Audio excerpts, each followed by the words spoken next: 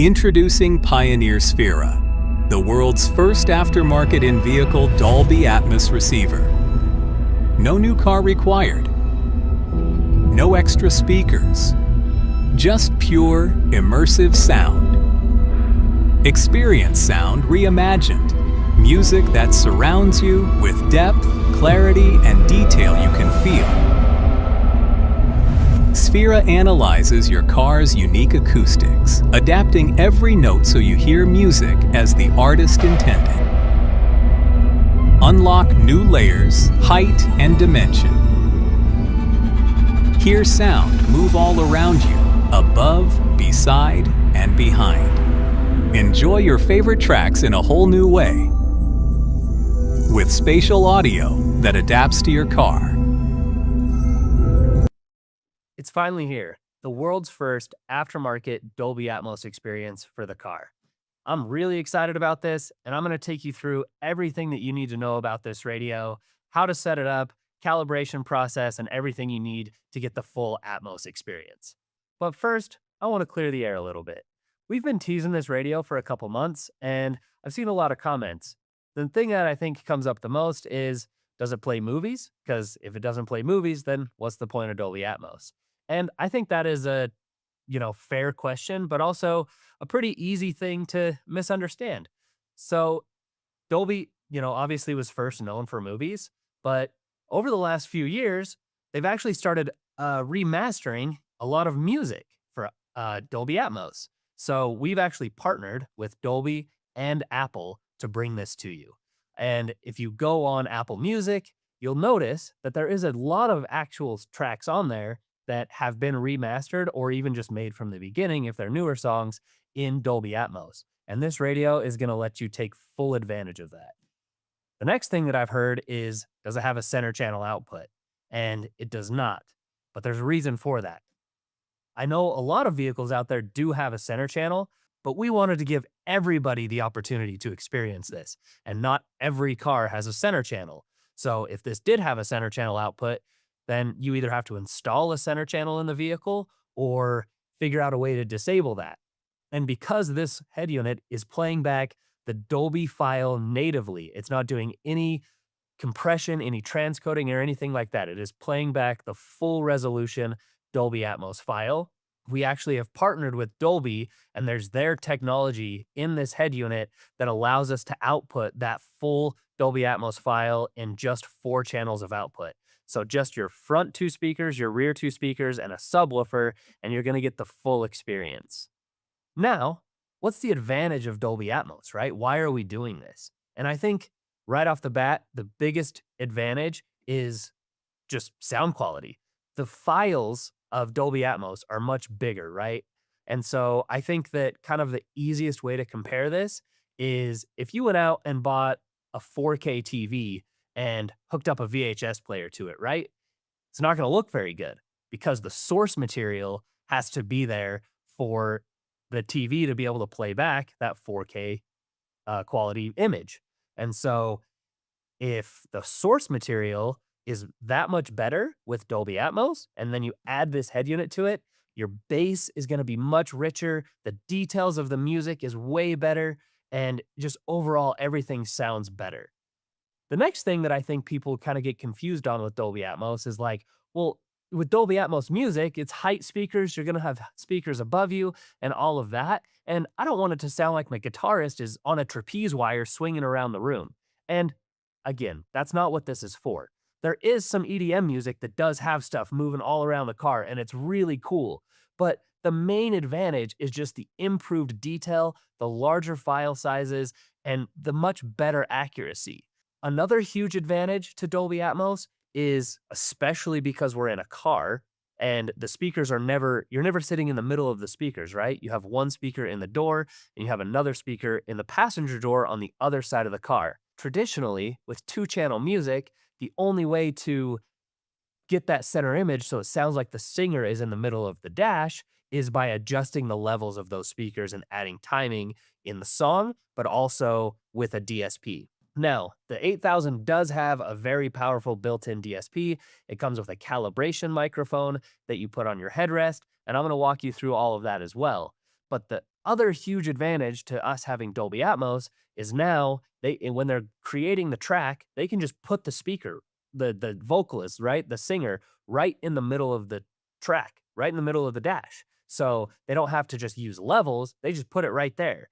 And if they, want to have the guitarist on the back left side of the stage, they just put it there. So it gives the artists and the studios much more control and ability. And we actually did an interview here at the Weber State Dolby Atmos studio. This is one of the best studios in the country. And I sat down with Ray Kimber, the owner and founder of Kimber Cable, and we do a deep dive of Dolby Atmos, how music is made, and how much different Dolby Atmos is going to make listening to music. If you want to check that out, see more, I'll post a link here as well down in the description. And that is going to take you really into the weeds about Dolby Atmos, where you can learn a whole lot more. So check that out if you want. Let's dive into the radio. First, I want to open the box, show you everything that it's going to come with, and talk about what this is capable of doing. All right, now let's open it up and see what comes inside. So first, you have this little manual here. This is telling you that the microphone to calibrate the radio plugs into the auxiliary input of the radio. So this is right on top saying, hey, just so you know, leave access to the aux cable for calibration. You got your GPS antenna. So this helps with CarPlay or Android Auto maps. Your AV input. So this is your RCAs, backup camera, mute wire, front outputs, and your auxiliary. So this harness right here, the auxiliary is where you'll connect the tuning or the calibration microphone. This is an extension, so you can run this out to your glove box or whatever to make, if you need to recalibrate, you don't have to tear apart the whole dash. You have access to the auxiliary. This is your power harness. So this is where you hook up all your speaker wires, e-brake wire, power, ground, all of that. This is your microphone for the calibration. So this is your calibration mic. I'm going to open this up just so you can see. It's pretty small. You will mount this on your headrest, and you will want this part with the holes, you want that facing forward. So we'll show you that in the car as well, but this will be facing forward, and then this end is what you plug into the auxiliary. This is a little spacer. So this bracket right here actually moves the screen in and out. So if you need some extra clearance in your dash from vents or, an overhang, you can add this and that'll actually space the screen out about a 1/2 inch. This is the mounting bracket for the screen. So you can actually move that left to right as well. So you have some adjustments to be able to, kind of fine tune the screen in the car, in the dash where you want it. USB extension. This is to charge your phone, plug in a USB drive, thumb drive. Also, obviously for wired CarPlay or wired Android Auto. Here's your Bluetooth mic. So this is the microphone that'll pick up your voice when you're doing hands-free calling. Some mounting screws. Now, these are specific. So the ones with thread lock on them should be used to mount the screen to the chassis. The longer ones are for if you use this spacer, then you use these longer screws with the brown thread lock on them. So just kind of make use of that when you're doing the install. Or keep that in mind that the thread lock ones are for the screen itself. And then these other ones are your universal dash kit ones. And then these little teeny black ones, if you can see it right there, I'll try to hold that up to the camera. These are to mount the cover on the back of the screen itself. So I'll show you that here in a second. So then we pull the brain out and you have your quick start guide. So this is going to walk through, calibration, easy, quick setup. There's a full user's manual on our website, but the quick start guide is in here as well. So this is the main brain of the unit. This is what you'll connect your screen to. On the back here is where all of these harnesses that I just showed you connect. The auxiliary is over here. So make sure you don't connect the auxiliary to the WR. It won't fit, but this is actually for steering wheel controls. Auxiliary plugs in over here. And then we have the beautiful 10.1-inch HD display. And the plastic here. It's just like the 6000 with the luminous bar up top. You do have the physical volume buttons here, which I do really like, just making turning the volume up and down a lot easier. And then this is that cover I was telling you about that slides up.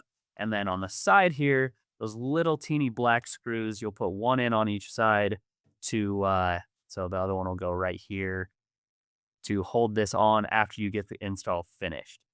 There are some connections on the back of here. So you'll have one here, and then the other connection goes right in here. And those come from the main brain, wherever I just put that. Oh, that under here. So there's two wires on the front here that connect to the two plugs. And then again, you can use the included brackets here. Oh, we'll just throw that anywhere. So these included brackets, you can either mount this one like that to get that added space there, or you can mount this straight to the chassis if you don't need the spacer. And then there's 3 different mounting points on the front of here where you can mount it over here to the left, you can mount it in the middle, or over here to the right to get some adjustments. And then once the screen is installed, you do actually have some fine tilt adjustment here. You can go a little bit back or really far forward on this bracket. So tons of flexibility when you're doing the install to get that fit in your dash exactly how you want it. And that is everything that comes in the box. Now let's go get it installed and show you how to calibrate it. All right, so we're out in the truck and I'm going to walk you through how to set it up and the initial calibration. So first, you're going to select your language, network mode, or standard mode. Now, for Dolby Atmos to work, we have to be in standard mode. So I'm going to leave it in standard mode, push OK here, and now it's going to walk you through some recommendations. So first, we recommend that you optimize the sound field using the Auto EQ microphone that's included in the box. I've actually ran that auxiliary that I told you about over here into the glove box, and I have the microphone plugged in, so we'll get that mounted up here in a second. So we click Next. This is to QR code that you can scan to get a little bit more information about the setup process if you want. Takes about 5 minutes, and you do want it to be quiet. It's going to play some test tones through your speakers to kind of tell the radio where the speakers are and get the acoustics of your vehicle. Tell it where your driving position is. I'm in the left seat, and then connect the microphone. The luminous bar will light up when the measurement is complete. Measurement will begin 10 seconds after you press start. You want the microphone sitting as close to where your head is as possible, and the perforated part where the mic is facing forward. So I'm going to mount it to the headrest here, and then I'm actually going to pull the seat forward so that the headrest is kind of sitting roughly where my head is. So I'm going to do that real fast. Okay, we got that off. Now I'm going to bring this over, stick it on the headrest. I'm also going to straighten the headrest a little bit, get it closer, and then drape the cord around the back so it's not pulling on it. So it'll sit there. And then, like I said, my head sits about right here, right? So I'm going to move this forward till it's about where my head's at. And then you just tilt that forward a little bit. And then come down a little bit. So let's say that's pretty close to, where my head sits when I'm driving. Then we just reach up here and push start.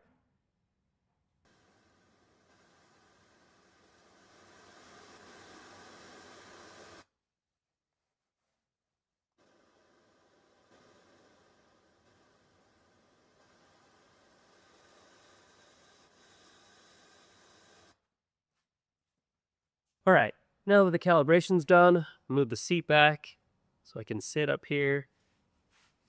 And then we'll hit next and start. Calibrates and stores speaker settings to optimize the Dolby Atmos experience. After performing the Dolby Atmos content, confirm results. Hit OK. Tap play. This is Dolby Atmos. Now remember, for Dolby Atmos, you do have to have an iPhone with CarPlay as well as Apple Music. Okay, now that the calibration's finished, we'll do Apple CarPlay and get that all set up. I'm going to skip that. It's the same as you've always set up CarPlay forever, and then I'll show you how to listen and experience Dolby Atmos. Okay, now we're in Apple CarPlay. I'm going to show you how to get the most out of Dolby Atmos and make sure you're actually playing back in Dolby Atmos. The first thing that you're going to want to do is come into the settings on your phone and make sure that in music, Dolby Atmos is enabled. The next thing that you do is you jump into music and let's play a song. So you'll come into Apple Music, find a song, push play, and then we'll jump into music here.